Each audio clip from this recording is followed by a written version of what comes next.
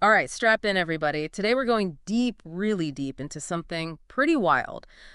Failures to deliver, or FTDs for short. You know, those things you probably thought were just boring market mechanics. Exactly. But what if I told you they might be more like hidden cracks in the foundation of the whole market, especially after that whole crazy GameStop saga? And that's what some researchers from Mendel University found when they took a close look at, FTDs tied to ETFs, those exchange-traded funds that bundle a bunch of stocks together. Right, ETFs. Yeah, they specifically zeroed in on ETFs holding, well, you guessed it, GameStop. GameStop during that insane period back in 2020, 2021. Exactly, when things got really weird. Okay, so for anyone who needs like a quick refresher, an FTD is basically what happens when someone sells a stock but they don't actually own it yet. They're promising to deliver it later. Like promising a pizza but not even having the dough yet. Uh-huh, yeah, something like that. And sometimes that delivery, well, it just doesn't happen. Right, for all sorts of reasons. Now, a few missed deliveries might not seem like a big deal. But what the researchers found with these GameStop ETFs, well, let's just say it's a pattern that raises some serious eyebrows. Wait, so every time there's a delay, it's like market manipulation happening. Some delays have to be legit, right? Yeah, right. Not all delays are, nefarious or anything. Yeah. There's a rule called the T plus 35 rule that actually allows certain big players, like these market makers, to hold off on delivering stocks for up to 35 days. 35 days. Yeah, under certain conditions, of course. So it's not just like a free-for-all? No, it's supposed to be for real legitimate reasons like, if there are hiccups in the system or if it's genuinely tough to track down the shares they need to deliver. So then what's the problem? Where's the potential for, monkey business? Well, here's the thing. The researchers discovered these FTDs weren't just randomly sprinkled around. Like pepper on a pizza. Yeah, not quite. They were clustered together in cycles. And get this, those cycles peaked right around that 35-day mark we talked about. Seriously, 35 days every time. It was like clockwork.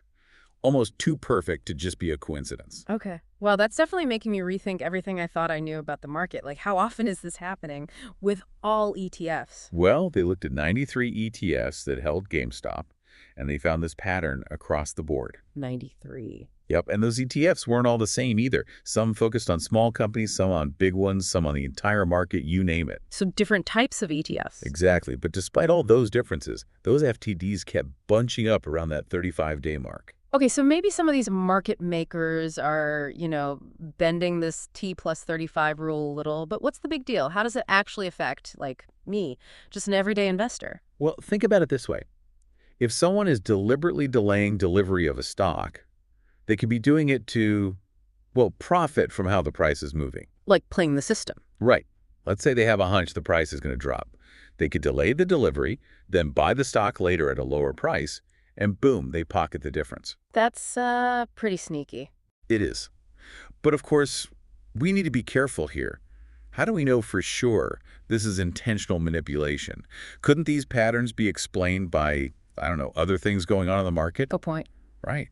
That's why the researchers are saying we need more investigation. More investigation. Yeah, but here's the kicker. The thing that makes them think it's more than just coincidence.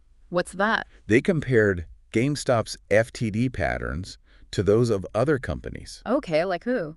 Well, they looked at AMC, another meme stock, the kind that gets a lot of attention online. Right. And they even looked at Microsoft, a giant company that's usually pretty stable. Yeah. So did they find those same patterns with those companies too? Nope, not really. With GameStop, those cycles were much more pronounced, much more obvious. Interesting. And you mentioned meme stocks are like known for being volatile, right? Like a roller coaster. Exactly. The prices swing all over the place. And the researchers believe that volatility might be creating more, opportunities for exploiting this T plus 35 loophole. So are you saying my investments could be at risk because, someone's out there playing games with these FTDs? We can't say for sure, but the research definitely raises some red flags. It suggests there's potential for things to get, manipulated, and that's something every investor should be aware of. This is a lot to take in. I know it's a lot. We've talked about FTDs, this T plus 35 rule, these weird patterns, but I'm still trying to wrap my head around it all. It's complicated stuff. Can you give me an example of how this might actually play out in the real world? Can you walk me through a specific case? Yeah, sure. Let's look at one of the ETFs mentioned in the paper called VBR. This ETF, it focuses on small cap value stocks. And guess what? The researchers spotted a long cycle, like around 200 days long, where FTDs consistently spiked around that 35-day mark. 200 days? That's like almost a whole year? I know, right? It definitely doesn't sound like some random blip. No, not at all. And VBR wasn't the only one. They found similar patterns with other ETFs, too. Oh, like which ones? Well, for example, IJJ. It invests in mid-cap value companies. And for almost a year, from May 2020 to July 2021, they saw that same robust cycle. And remember, this is right when GameStop's price was going absolutely bonkers. So if I'm, invested in one of these ETFs, how am I supposed to know if my returns are being messed with by, like, all this FTD stuff going on behind the scenes? That's the tricky part, right? It's not like you can just glance at your brokerage statement and see these patterns. It takes a lot of, well, sophisticated analysis to uncover them. So what can we even do about it? Do we just have to trust that, the regulators are taking care of everything? Well, the researchers are definitely calling for more investigation, which is a good start. That's good. But it also raises the question of whether the current rules are even strong enough to stop this kind of manipulation from happening in the first place. So, is the T+35 rule even working? Yeah, maybe it needs to be, I don't know, reevaluated, or maybe it needs to be enforced more strictly. This is some unsettling stuff. We found this potential problem, but we don't really know how big it is or what the solutions are. Exactly. And what's even more unsettling is that we've only just scratched the surface. This research just looked at one crazy period in the market. Right, with GameStop. Yeah. Who knows what we'd find if we looked at other stocks or other times when the market was going haywire. Okay, so before we all spiral into a full-blown market panic, let's take a step back and try to understand this a little better. I mean, we've seen how these FTDs could work and the patterns the researchers found, but now let's get into the nitty-gritty of their analysis. Okay, yeah. How did they actually reach these conclusions? Exactly. Like, what did they do to figure all this out? We see they went beyond just looking at each ETF in isolation. What do you mean? They wanted to see if that 35-day pattern held up when they zoomed out and looked at the bigger picture. Okay, so instead of just one ETF at a time, they looked at, all the FTDs together. Pretty much, yeah. They did something called a robustness analysis. Robustness analysis. Yeah, it's a fancy way of saying they took all the FTD data from those 93 ETFs they studied and combined it. Combined all of it. Yep, to see if that 35-day cycle still popped up. And what happened? Did it? Oh, it sure did. In fact, the pattern was even stronger when they looked at all the data together. Wow, so it wasn't just a fluke. Nope. It makes their argument that something systematic might be going on with these FTDs even more convincing. Okay, so we've got these cycles, this robustness analysis. I'm starting to see how the pieces fit together. It is like a puzzle. But there's one thing that's still bugging me. You mentioned earlier that the researchers looked at how FTDs are linked to stock prices. What exactly did they find there? That's where things get even more interesting. You see, they noticed that the relationship between FTDs and stock prices wasn't always the same. Sometimes it seemed like the FTDs were happening before big price swings, and sometimes it was the other way around. Hold on, so sometimes the delays happen before the price changes and sometimes after. What's going on there? Why would that be? Well, the researchers think it might have something to do with how market makers are, managing their FTDs. Yeah, so their strategy. Exactly. Maybe they're shifting their positions between different ETFs, to try to fly under the radar. Like they're trying to hide something? Or maybe they're doing it to maximize their profits from those price swings. So they're playing both sides. It's possible. It's starting to feel like a game of whack-a-mole. Right, totally. Yeah. How is anyone supposed to keep track of all this? It's really, really complicated. And keep in mind, this is just one study. Right, one study. Yeah. And they're only looking at a limited amount of data. We're just starting to peel back the layers of this whole FTD thing and how it might be affecting the market. So let's shift gears for a second and talk about, what this all means. We've established that these FTD patterns are, concerning, but what does it actually mean for investors? Could this be messing with our returns without us even knowing it? That's the big question, isn't it? It's really tough to say with absolute certainty what impact these FTDs are having on individual investors. Right. But the research definitely raises some red flags, especially when it comes to market fairness. Oh, so? Well, if certain players are able to use these loopholes to their advantage, it's like, they're playing with loaded dice. It creates an uneven playing field. Exactly. And it highlights how important transparency is in the market. Investors have a right to know if their returns are being potentially manipulated. Absolutely, we do. Right. So the question is, what can we do about it? Yeah, what can we do? Do we just throw up our hands and say, well, that's the market for you? Definitely not. The researchers are urging regulators to take a closer look, and that's a crucial first step. Okay. Maybe we need stricter rules around this T plus 35 loophole, or maybe we need better surveillance to catch these suspicious FTD patterns. So we need to, like, make some noise and let the people in charge know that we're watching. Exactly. But let's be realistic. Changing regulations, it's a long and complicated process. Yeah, it takes time. So what can we, as individual investors, do right now to protect ourselves? That's a good question. Well, that's something we could explore in more detail. After the break. All right, we'll discuss some practical tips and resources for staying informed and making smart investment decisions, even with all this FTD stuff going on. So stick with us, deep divers. We'll be back in a flash to help you navigate this potential FTD minefield. Stay tuned. We're back, and, I gotta say, this whole FTD thing, it's got me feeling a little uneasy. Yeah, I get it. It's kind of like finding out there might be, some termites nibbling away at the foundation of your house. Exactly. Hmm. So before we went to break, we were talking about taking action. Right. What can we actually do about all this? Yeah, like, as everyday investors, is there anything we can do to protect ourselves in light of all this research? Should we be freaking out and pulling all our money out of the market? I wouldn't recommend panic selling, no. The market's a complex beast, and while this research definitely highlights a problem, it doesn't mean the whole system is, rigged against us. Okay, that's good to hear. There are still ways to invest wisely and manage your risk. Okay, good, because I really wasn't looking to build a bunker and start hoarding gold bars anytime soon.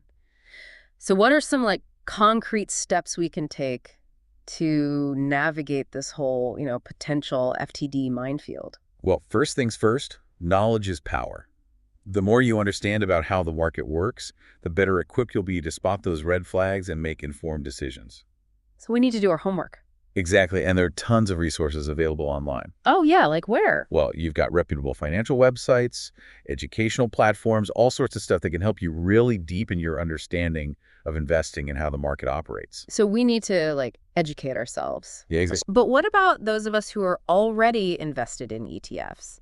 Is there anything specific we should be looking for or, questions we should be asking our financial advisors? Absolutely. Don't be afraid to ask your advisor about their due diligence process, when they're picking ETFs. Like how they choose which ones to invest in. Right. How do they assess the risk of FTDs? What steps are they taking to make sure the funds they're recommending are managed responsibly? So it's like that saying, trust but verify. Exactly. You can't just blindly assume everything's on the up and up. You need to be proactive. Be proactive. Got it.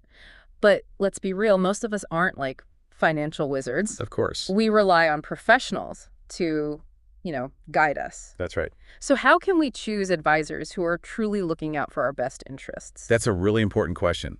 Look for advisors who are fiduciaries. Fiduciaries? Yeah, which means they're legally obligated to put your interests ahead of their own. Oh, okay. So they have to, legally act in my best interests. Exactly. And don't hesitate to ask about their fees and how they get compensated. Yeah. Transparency is key. Transparency. Got it. Fiduciary, transparency. Okay, I'm writing this down. But, this whole conversation has got me thinking, if these FTD patterns are happening with GameStop, what's stopping them from happening with other stocks? That's the million-dollar question, isn't it? This research is just a glimpse into a problem that could be way more widespread than we realize. That's kind of scary. It is, and it really underscores the need for more research, more vigilance from regulators, and frankly, more awareness from investors. So we need to keep digging, keep asking questions, and just keep pushing for a market that's fair and transparent for everyone. Absolutely. As investors, we have a voice, and we need to use it. But how? Well, we can support organizations that fight for investor rights. We can contact our elected officials to let them know what we're concerned about. And we can engage in conversations like this one, raise awareness and push for change. Okay, so speak up. Well, this deep dive has definitely been an eye-opener, to say the least. We started with a seemingly simple question about FTDs and ended up uncovering this whole web of complexity and, potential problems. It's true, but it's not all doom and gloom, The fact that this research even exists, the fact that people are starting to ask these tough questions, it gives me hope. Me too. We're shining a light on issues that have been hidden for too long, and that's the first step towards finding solutions. I totally agree. Knowledge is power, and armed with this information, I think we're all better equipped to navigate the market and fight for a system that works for everyone. That's the spirit. Remember, investing is a journey, not a destination. That's a good one. There will always be challenges. But by staying informed, asking the right questions, and being proactive, we can make smart decisions and build a better financial future. Well said. Thanks for joining me on this deep dive. My pleasure. And until next time, keep learning, keep questioning, and keep investing wisely, everyone. We're back.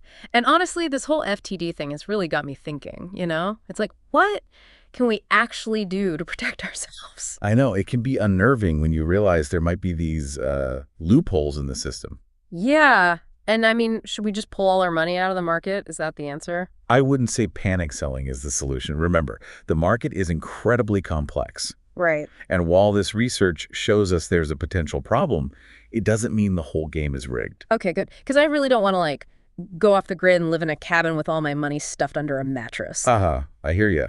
There are still smart ways to invest and manage risk. So, like, what can we do to navigate this whole FTD thing? Well, like we've been saying, knowledge is power. The more you understand how the market works, the better you'll be at spotting those red flags. Okay, but how do we even start learning about all this? Well, there's so many resources available online. Yeah. Reputable financial websites, educational platforms, all kinds of stuff. So I got to do my homework. Right. And if you're already invested in EPFs, don't be afraid to ask your financial advisors some tough questions. Like, what kind of questions? Ask them about their due diligence process when they're selecting ETFs. Due diligence. Yeah, like how do they assess the risk of FTDs? What steps are they taking to make sure the funds they recommend are, being managed responsibly? So it's like trust, but verify. Exactly. You can't just blindly assume that everything is okay. You got to be proactive. Okay, got it. Be proactive. But most of us aren't financial experts. Of course not. So how do we even choose advisors who are, like, actually looking out for us? That's the key, right? Look for advisors who are fiduciaries. Fiduciaries, there's that word again? Yeah, remember, it means they're legally obligated to put your interests first. Okay, so they can't just, like, make decisions that benefit them, even if it hurts me. Right. And always ask about their fees, how they get paid. Transparency is so important. Okay, got it. Fiduciary, transparency, be proactive. Got it. Yeah. But this whole conversation has really got me thinking bigger picture now. Yeah. If these FTD patterns are happening with GameStop, could they be happening with other stocks too? Honestly, that's the question that keeps me up at night. This research might just be scratching the surface of a much bigger problem. It's a little unsettling. It is. And it underscores how important it is to keep researching, keep those regulations tight, and for investors to be aware of what's going on. So we need to keep pushing for a market that's fair for everyone. Exactly. And as investors, we have a voice. We need to use it. So what can we actually do? Support organizations that fight for investor rights, contact your elected officials, let them know this matters to you, engage in conversations like this, raise awareness, push for change. Speak up. Exactly. Well, this deep dive has been a wild ride for sure. It is. We started with a simple question about FTDs and ended up uncovering a whole web of, complexities and potential problems. That's true, but I actually feel hopeful, Oh, yeah. Why? The fact that this research exists, that people are asking these questions, it's a good sign. Yeah, you're right. We're finally shining a light on issues that have been hidden for too long. That's how we start finding solutions. I completely agree. Knowledge is power, and with what we've learned today, I think we're all better equipped to navigate the market and fight for a system that works for everyone. That's what it's all about. Remember, investing is a journey, not a destination. There will always be challenges. Oh, yeah, lots of bumps along the way. Exactly. But by staying informed, asking the right questions, and being proactive, we can all make smart decisions and build a brighter financial future. Well said. Thanks for joining me on this deep dive. It was my pleasure. And to all our listeners, until next time, keep learning, keep those questions coming, and keep investing wisely.